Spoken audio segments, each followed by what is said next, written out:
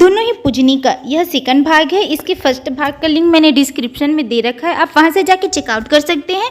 तो अब करते हैं इसको स्टार्ट। इंद्रपुर नामक एक नगरी में महाधन नामक एक धार्मिक प्रवृत्ति का धनवान व्यक्ति रहता था। उसके पुत्र का नाम श्रीधन था, जो बड़ा दुष्ट और दुराचारी था। अपने बेटे के दुराचारों से तंग आकर सेठ महाधन ने उसे अपने घर से निकाल दिया। भटकता भटकता सेठ का वह बेटा चंद्रनगर नामक नगरी में पहुंचा, जहां हेमगुण नामक एक और सेठ रहता था। अपनी पुत्री के विवाह के लिए चिंतित रहता था। उसकी पुत्री का नाम चंद्रमुखी था। जैसा उसका नाम था वैसे ही उसका रंग रूप भी था। श्रीधन जब भटकते भटकते वहां पहुंचा, तब तक घर से जो पैसे लेकर वह चला था वह खत्म हो चुके थे और वह बिल्कुल कंगाल हो चुका था। अब आगे जीवन यापन करने के लिए उसे धन की सख्त आवश्यकता थी। धन कहाँ से आए, यह सोचते सोचते उसके दिमाग में एक युक्ति आई तथा दूसरे ही दिन अपनी दीनहीन हालत बनाकर वह सेठ हेमगुण के यहाँ जा पहुँचा और अपना परिचय देने के बाद बोला, मैं व्यापार के सिलसिले में घर से निकला था, मगर रास्ते में लुटेरों के एक गिरोह ने मुझे लूट लिया। मुझे बुरी तरह मारा पीटा। मैं किसी प्रकार बड़ी मुश्किल से अपनी जान बचाकर वहां से भाग आया हूं और इस समय मेरे पास फूटी कौड़ी भी नहीं जो आगे किसी भी दिशा में बढ़ सकूं। सेठ हेमगुण ने धैर्यपूर्वक उसकी बात सुनी। यह जानकर कि वह सेठ महाधन का पुत्र है, उसके मन में कोई दूसरी इच्छा बलवती हो उठी। उसने कहा, बेटा तुम किसी प्रकार की चिंता न करो और जब तक मन करे मेरे यहाँ अतिथि बनकर रहो। उसने नौकरों के साथ उसे मेहमान खाने में भेज दिया और नौकरों को हिदायत दी कि उसकी अच्छी प्रकार सेवा टहल की जाए। इसके पश्चात वह अपनी पत्नी के पास गया और उसे पूरी बात बताई। सेठ की पत्नी ने उसे देखने की इच्छा जाहिर की। कदाचित वह भी अपने पति के मन की बात समझ चुकी थी। शाम को जब चाय पान का समय हुआ तो बैठक में जाकर सेठ की पत्नी ने श्रीधन को देखा। स्नान आदि तथा नए वस्त्र पहनने के बाद श्रीधन का व्यक्तित्व और भी निखर आया था। वह देखने में भी बड़ा सुंदर था, अतः अपनी पुत्री चंद्रमुखी के लिए वह उसे हर प्रकार से योग्य वर लगा। चायकाल के बाद जब श्रीधन अतिथि गृह में चला गया तो उसने अपने मन की बात पति के समक्ष रख दी। वाह वाह चंद्रमुखी की माँ, तुमने तो मेरे मुंह की बात छीन ली। इस युवक को देखकर यह बात मेरे मन में भी आई थी। खुश होकर सेठ गुणवन बोला, अब तुमने अपनी स्वीकृति दे दी है तो मैं श्रीधन से बात करता हूँ। सेठ हेमगुण कुछ देर बाद ही श्रीधन के पास आ पहुँचा और उसने बड़ी विनम्रता से अपनी पुत्री के रिश्ते का प्रस्ताव उसके समक्ष रखा। उसका प्रस्ताव सुनकर श्रीधन आश्चर्यचकित रह गया। हैरानी की बात भी थी, कहाँ तो वह थोड़े से धन के लोभ में उसके यहाँ आया था और कहाँ सेठ उसे अपना दामाद बना रहा था। इससे अच्छी बात उसके लिए भला और क्या हो सकती थी। उसके साथ तो वही मिसाल हुई कि अंधा क्या चाहे दो आंखें। उस जैसे निकम्मे और दुराचारी की तो जैसे लॉटरी निकल गई थी, अतः उसने तुरंत विवाह की स्वीकृति दे दी। उसे पत्नी की इतनी आवश्यकता नहीं थी जितनी की दान दहेज की। फिर सेठ ने शुभ मुहूर्त निकलवाकर अपनी पुत्री का विवाह उसके साथ कर दिया। श्रीधन ने विवाह के बाद चंद्रमुखी को देखा तो देखता ही रह गया। फिर कुछ दिनों तक वह भोग विलास में डूबा रहा। सेठ हेमगुण ने उसे बहुत सा दहेज दिया था, जिसकी कीमत लाखों रुपये थी। जब इसी प्रकार भोग विलास में डूबे कई दिन गुजर गए तो एक दिन चंद्रमुखी ने कहा, स्वामी क्या आप अपने घर नहीं चलेंगे? विवाह के बाद लड़की का असली घर तो उसका ससुराल ही होता है। आप बताएं कि हम अपने घर कब चलेंगे? चलेंगे प्रिय, अवश्य चलेंगे। श्रीधन ने उसे बाहों में लेकर कहा, दरअसल मैं तो तुम्हारे प्यार में सब कुछ भूल गया हूँ। दूसरे दिन ही श्रीधन ने वापस जाने की तैयारी कर ली।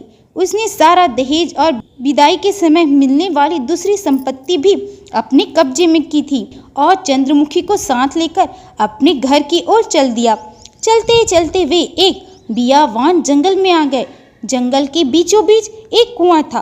कुएं के पास आकर श्रीधन ठहर गया और बोला, प्रिय क्यों न हम कुछ समय यहाँ आराम करके ही आगे बढ़े।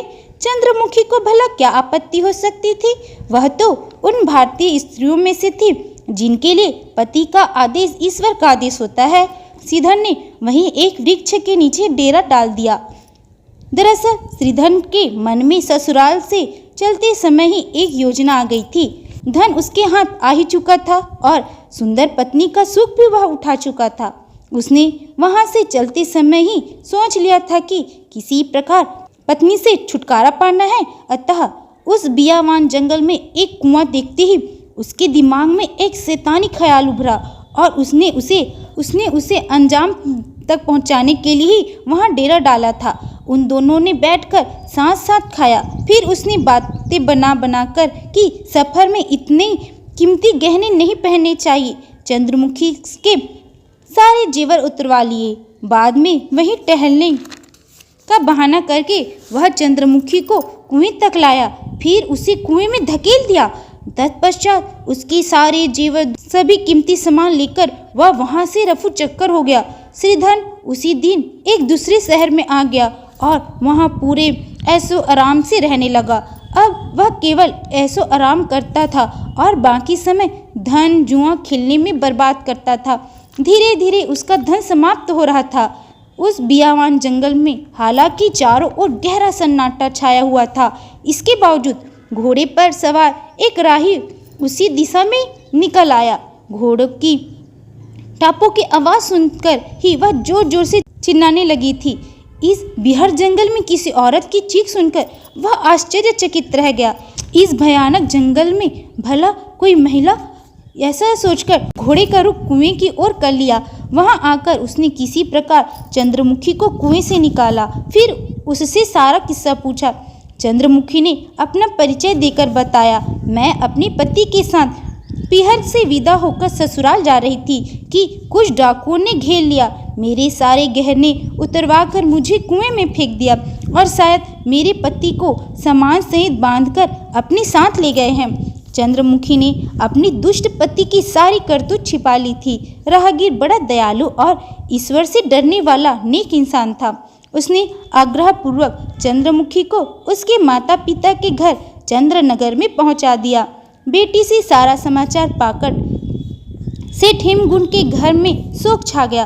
चंद्रमुखी ने घर आकर अपने माता पिता को भी वही बात बताई थी जो वह राहगीर को बता चुकी थी और फिर काफी दिन तेजी से गुजर गए।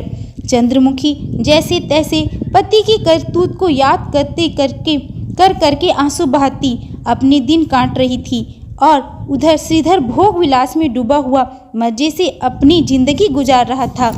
वह काम धाम तो कुछ करता नहीं था, केवल खर्च करता था और वह भी शहजादों की तरह। किसी ने ठीक ही कहा है कि खाली बैठे तो कुएं भी खाली हो जाता है। यही हाल श्रीधर का हुआ। धीरे धीरे उसकी सारी पूंजी चूक गई। एक दिन ऐसा आया कि उसके पास फुट्टी कौड़ी भी न बची और वह कंगाल हो गया।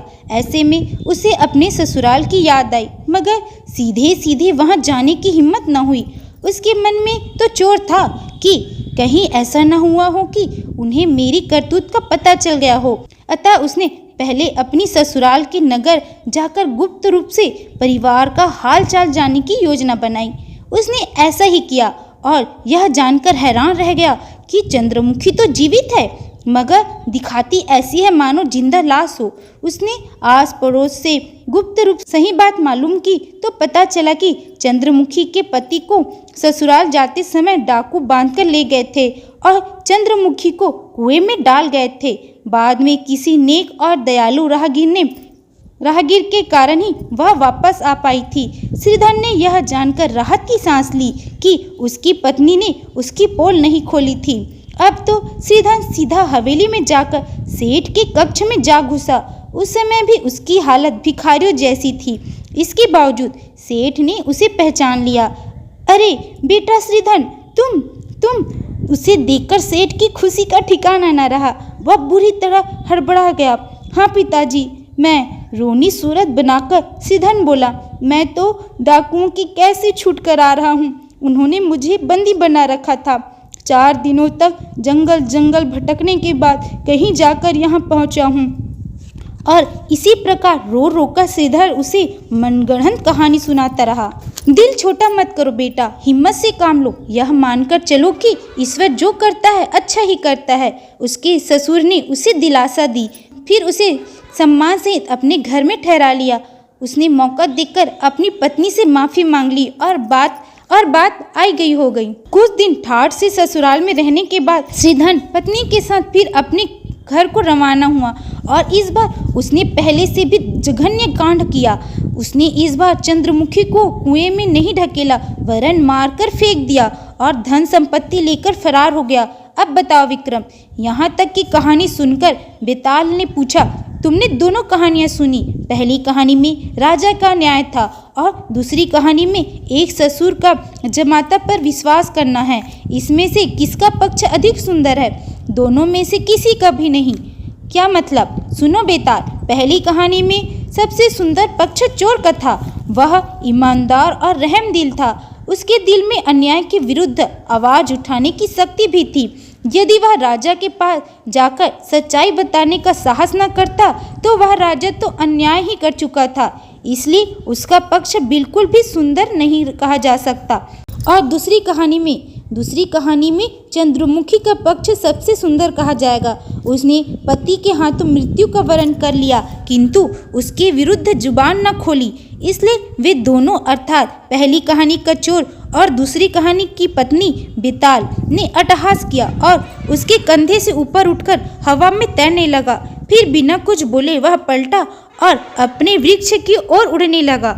विक्रम को उसकी हरकत पर बड़ा क्रोध आया। वह तलवार लेकर तेजी से उसके पीछे झपटे। बेताल भला कब उसके हाथ में आने वाला था? वह वापस जाकर पेड़ पर लटक गया, लेकिन विक्रम भी हठी थे। उन्होंने उसे पेड़ से उतारकर कंधे पर लाता और अपनी मंजिल की ओर बढ़ने लगे। इस बार उसकी चाल में बला की फुर्ती थी। अरे विक्रम, धीरे चलो, इस प्रकार तो तुम ठोकर खाकर गिर जाओगे। मगर विक्रम ने इस बार उसकी बात पर कोई ध्यान नहीं दिया, वह आगे बढ़ते रहे। तो आज की कहानी में बस इतना ही। अगर आप लोगों को मेरा ये वीडियो पसंद आया तो लाइक सब्सक्राइब जरूर करें। मिलते हैं अगले वीडियो में। Bye bye.